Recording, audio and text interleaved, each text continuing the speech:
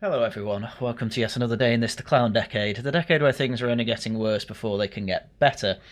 And they really are getting worse, certainly in terms of the vibes, but also as it turns out in true statistics, though even the true statistics have been screwed about a bit, but we'll get into all that. So a few months ago, quite high profile news happened when it came to crime in Britain. Adam Richman of the Man vs. Food show was filming the second season of Adam Richman Eats Britain, and the entire crew of it got robbed. They were driving from Birmingham to London, stopped at a rest stop in Barnet for exactly 4.5 minutes. They were at a rest stop, presumably to go to the toilet and maybe buy some water or something, for literally 4.5 minutes, under 5 minutes. And they came back to our van completely cleaned out. Took 4.5 minutes for someone to spot a target, rob a whole van of all the filming equipment, suitcases with all Adam's possessions, backpack with a laptop, all this stuff just gone. His medication as well, gone. A group of guys, probably 2 or 3 of them, just came in, probably with a car, opened the lock, with a hammer probably, opened it up, took everything out, put it in their car or probably van if there's that much, and drove off with it. 4.5 minutes. And you're in Britain. You shouldn't have to have someone stay behind to keep an eye on the van. But this is modern Britain, unfortunately. To make matters worse, because I have trackers on some of my possessions and because of my laptop, I can see where those things are, and as you can see at the bottom there's a few screenshots of exactly where his stuff is. But we have to wait for the police. The rest stop won't release the security footage until the police arrive, that's standard protocol. It's been almost an hour. Yeah, man, that's normal.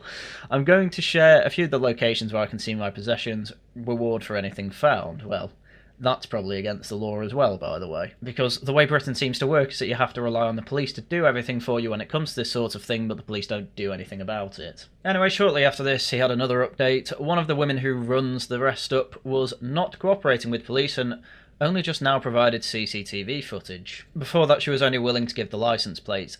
Little bit odd, I'm not going to lie. I can only imagine she thought, I don't want this to get into the news, and therefore I'm not going to provide CCTV footage so everyone can see people in my car park being robbed. It was one guy. He apparently had hit other vans in the area. Oh, apparently it was one guy. Cops think he had some ability to jam or clone remote locks, or, as I say, maybe just hammer it in. Somewhere between Bromwood, Crinklewood and Kilburn, there is a guy with an array of television equipment, multiple suitcases, multiple personal effects, and thousands of dollars worth of clothing and medication from me and my crew. Once again, reward for the items found or information leading to arrest. So Adam has experienced what is it effectively almost feels normal. It almost feels normal to hear stories of bikes being nicked, vans being broken into. It is completely normal in the UK for people to say, don't have any valuables on site through a window or anything like that. Obviously every car has locks on. Most now have alarms on, but some didn't used to. When I was at university, I had a housemate who had 3 of her bikes stolen, and they were literally just in the back garden. Because we didn't lock the gate. Needless to say, we got a lock for the gate after that, and lo and behold, her bike in the back garden didn't get stolen anymore.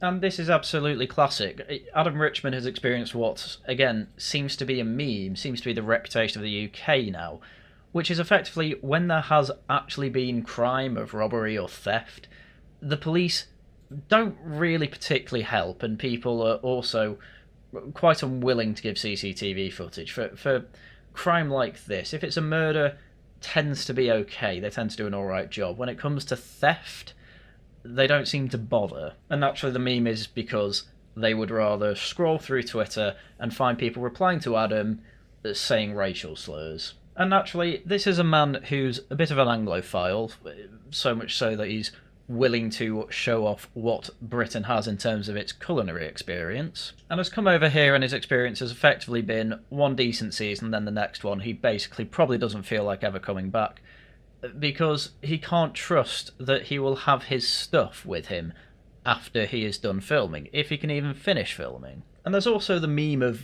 basically every time I see any sort of meme that involves someone being stabbed, whether it's in a video game or something like that, someone will reply saying average day in London. We have a reputation in the UK for knife crime and petty theft. And it's making people depressed, to the point where there's an active campaign to crush crime, which should just be the default in any first world country. But the feeling in the UK is that we are so lax on crime, we actively need a political force to say, hello, can you please do something that you're supposed to be doing, police, and stop crime? So Dr. Lawrence Newport made a little viral clip as a kind of social experiment to see what would happen if he literally put his bike outside of Scotland Yard, the police headquarters of the Met Police, to see if they would actually do anything about his bike being stolen, because he basically knew that there was a guarantee in London that if he left his bike somewhere it would be nicked. Again, that is the reputation we have. Is theft legal in Britain? We had our bike stolen right under the shadow of Scotland Yard, and police did nothing about it. Again, yeah, this is pretty common. Listen, I've had people who have had things stolen off them. You know, an example, the 3 bikes my housemate got nicked. Told the police about it, reported it, obviously, 111. Not an emergency, just to let you know the bike's been nicked. We live here, there's CCTV on the street, you know, just to let you know a crime's happened. Police did nothing. 3 separate times. And it got to a point where some of my friends have been robbed in central Manchester, and they don't even bother reporting it to the police because they just don't think anything will come of it. That is how little trust we have. Even the normies understand that the police won't do anything about petty crime like this, which is, I'm not even joking about this, which is a quite big indicator of a failing country and society. And I don't want to live in a failing country and society. With trackers installed and our bike locked under the view of Parliament, with CCTV there, and the headquarters of British police there, what more could we possibly have done? Not left your bike in London, I suppose. And I do mean that quite unironically. There was a great tweet by Bernoulli Defect that said, "We live in a strange reality where the main draw of cycling is avoiding the increasingly unpleasant public transit through, well, some people say through austerity, but let's be fair. The main complaint these days is that people are talking on the phone on loudspeaker or playing really loud rap music. And its main deterrent is having your bike stolen." Yeah, this is unironically what we have in the UK. They are trying, the government, the powers that be, are trying their best to stop people using cars, but are doing nothing for the positive experience of doing anything other than driving a car. Driving a car, you can have whatever music you want, you can talk to whoever you want on the phone, obviously hands-free, and it's just a much more pleasant experience than going on public transport, which I have to say, in my experience, is sometimes not too bad on trains, though I have had experiences where, I mean, people try and make it a racial thing, but my main problem is actually big groups of girls. Like, they seem to be the most obnoxious, especially when drunk. And then obviously if you cycle, you're always at risk of having your bike stolen, which, again, I just keep hearing about people having their bike stolen, especially in city centres. And this is exactly the point that Lawrence is trying to get across. It sucks to cycle, because your bike gets stolen. We called the police, told them where the bike was, and a day later they told us without further evidence they were closing the case. Yeah, unironically, this will be what happened to Adam as well. It's like, yeah, we know you know exactly where it is. We know that all that stuff's stolen, but our hands are tied. You know, we don't have a warrant, or they'll come up with some other excuse. It's just moronic. They hadn't checked the CCTV. They'd done nothing.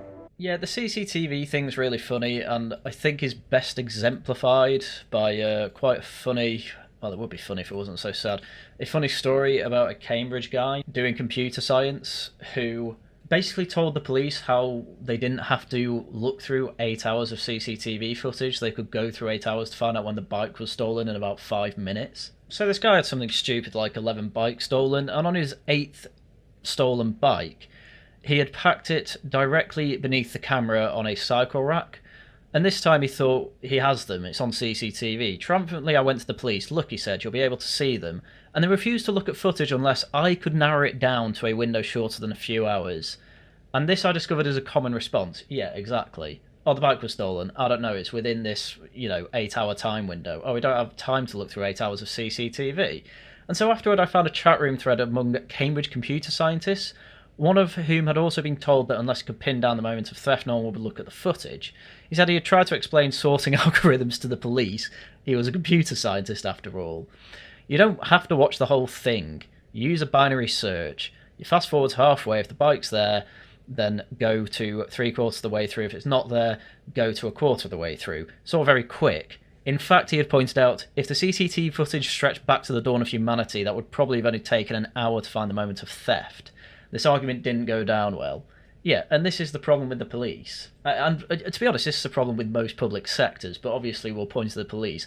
They'll have a union, they'll have entire guidelines from the College of Policing telling them what they can and can't do, and some idiot will have written in the guidelines, don't bother looking through all CCTV footage, obviously it's going to take 8 hours for you to go through 8 hours of footage. And as this much more productive Cambridge student points out, no, you idiot, you can just use a sorting algorithm, i.e. you can use common sense to realise that actually you could just skip to parts. And if the bike's there one moment and gone the next, you know between those 2 moments, the bike was stolen somewhere there. You know, immediately, just by going halfway through, you cut down the amount of footage you have to go through by 4 hours. Oh, you do that again? 2 hours. Do it again? 1 hour. Keep doing that until you're there. And as he says, it takes like 5 minutes, if that. Police can't act, stretched to breaking point, drowning in process and paperwork, unable to recruit. Theft has become legal in Britain. If he's going down the austerity route, I just completely reject it. I don't buy that austerity means that they're overstretched.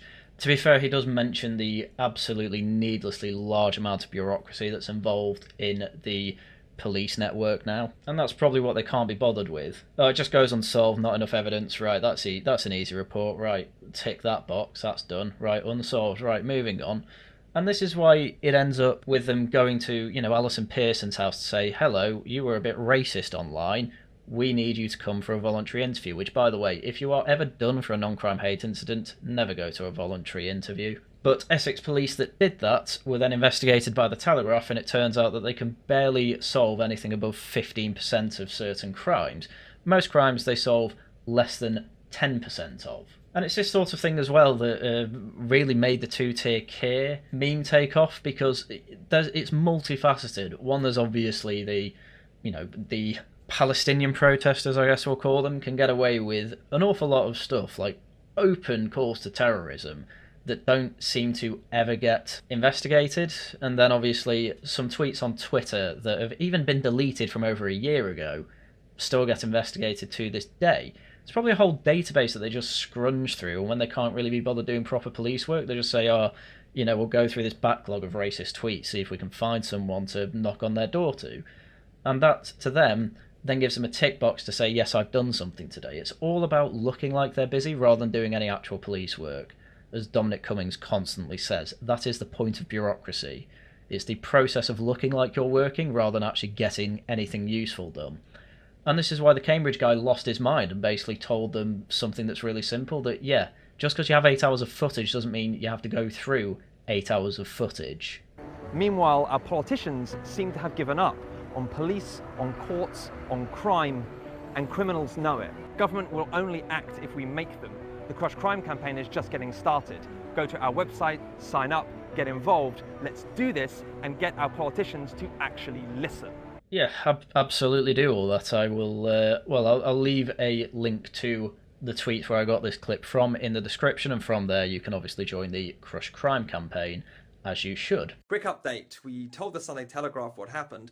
They called the police to check, and now the police have got back in contact with me, saying they're going to review the CCTV footage and saying they're going to try and trace the bike.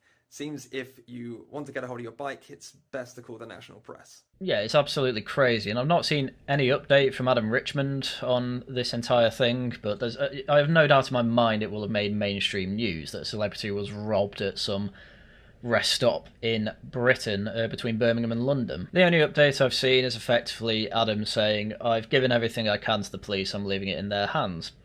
Unfortunately, Adam, that means that it's probably not going to be solved, as we have seen. And there's been plenty of high-profile cases, let alone MPs that have been robbed recently. I've covered leftist activists who have also been robbed that I've done whole videos on, and their cope, unironically, was to say, oh, I wasn't robbed, I was mugged. But these cases just seem to be posted out by high-profile people constantly these days. Robert Peston is the most recent one I could find, posted literally yesterday, by the way. When I had a mobile phone snatched by a biker, I gave police precise GPS details of its 2 UK locations, including Google Maps pictures of front doors. The police refused to go to the address or investigate. This was maddening. The officers said that they were not allowed to act on GPS location data, and also that there are so many street crimes that they can't cope. But they did want to visit me to take a pointless statement and offer me victim support, when what I actually wanted was my phone back. It is now in Algeria. Classic. The police are significantly under-resourced. Oh, blah, blah, blah, blah, blah. Yeah, I'm not being funny. They're under-resourced and they're going through Twitter looking for racist tweets. No, I'm not buying that anymore. It's a nonsense excuse. Don't give them an excuse like that. There is no excuse for having your phone robbed and the police saying, yeah, we know you know where it is, but we're not doing anything about it. No excuse. The Home Secretary says that she will give the police the power to act on location data, but it's unclear when this will happen and why the police can't even now simply go to a property and knock on a door as a warning to thieves that they are being watched. And as for the failure to use CCTV images, don't get me started. I know. I'll get on to the acting on GPS data in a minute, though, because there are interesting facts about that. Of course, thefts and crimes, such as the one I'm experiencing, are trivial compared to many that go unsolved, which is why the report below will resonate widely, which is obviously the video we've just gone through. P.S. I'm not being funny, but I thought the most counterintuitive aspect of the Louise Haigh case is that a decade ago the police took an interest in where her phone might be. Oh yes, for those who don't know, Louise Haigh recently got sacked from her position as Transport Secretary because she was involved in phone fraud, where she said her phone was stolen, 14 years ago, and the police actually tried to investigate it, and they actually found out that it was a fraud, and she didn't have it stolen at all. She was only saying it so she could get a new work phone, and she did it multiple times. But yes, 14 years ago, people would generally say that our police force was trustworthy as well, Robert. So, as I mentioned before, Yvette Cooper mentioned that she was looking into getting the police to actually be able to act upon, knowing where a device is. If you've got a GPS location and CCTV footage of there, and you know that a device is in a home, effectively the police should be able to enter that property to seize the stolen goods. And you will notice that Section 24 of the Criminal Justice Bill, it is a bill, not an act yet, it's still going through Parliament, the stolen goods on premises entry, search and seizure without warrant. In the Theft Act of 1968, the heading of Section 26 after goods insert with warrant. In the Theft Act 1968, the Section 26 insert search for particular stolen goods without warrant. 1. A police of at least the rank of inspector may authorise a constable to enter a specified premises and search the specified premises for specified items. An officer may give authorisation under subsection 1 only if satisfied that there is reasonable grounds to believe that the specified items are stolen goods, the specified items are on the specified premises, and it is not reasonably practicable to obtain a warrant for the entry and search without frustrating or seriously prejudicing its purpose. An officer may give the authorisation orally or in writing, blah blah blah, you get the idea. Basically, if there is enough evidence to say this is stolen goods, here is the GPS on my phone, here is the front door, that is where my phone is, the police can authorise going into that property without a warrant to seize the stolen goods. Again, this was only going through Parliament, and it has literally not been touched since May. There's just been nothing else in the House of Commons about it, despite the fact that, as we say, Yvette Cooper, the Home Secretary, has promised that something like this would go through. But no, she's not touched it. Oh, smoking ban, though, yeah, put that through straight away. When it comes to stolen goods, though, no, that can wait. It's unbelievable. And the thing is that this piece of legislation they're putting through, it's effectively because UK law is just absolutely crazy because we have so many laws. It's effectively just reiterating another piece of legislation that basically already allows this, though the details are a bit different. So, Section 17 of the Police and Criminal Evidence Act of 1984, so this was one of Thatcher's good jobs.